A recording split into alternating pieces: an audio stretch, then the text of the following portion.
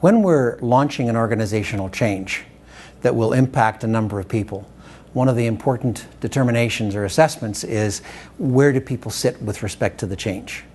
There are some who are family. They've been involved with the design and definition of the change. They've helped architect it. They know what the impact is. They really know what the positive power of it is going to be. At the other end, as soon as we announce the change, we'll start to see some people, or even before the announcing of the change, we'll see some people at the other end of the spectrum.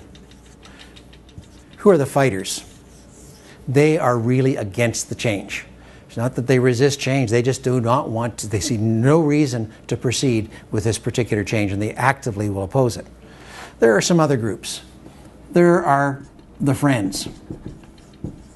Those that are at that positive end of the scale, and they'll be supportive, they won't necessarily actively lead it.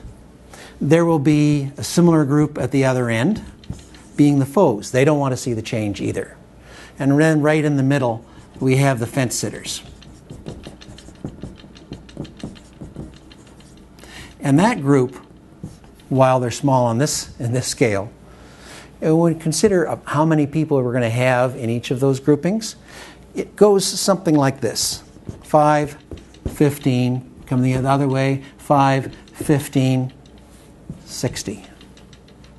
All right, so considering that, how do we deal with those people? Well, clearly we want to leverage the family.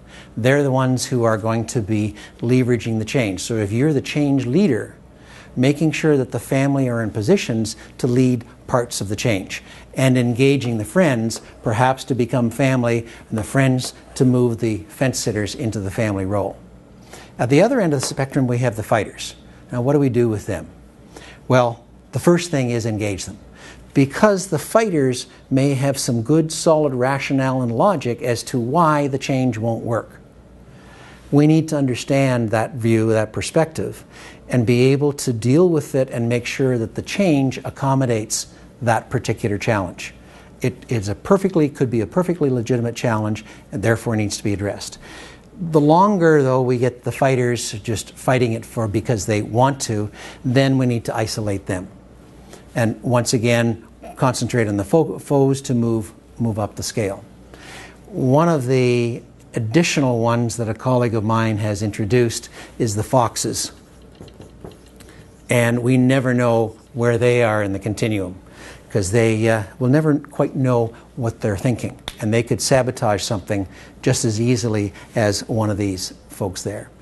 Message: in a change, understand where the people are and develop strategies to work with each of at least the 5 groups.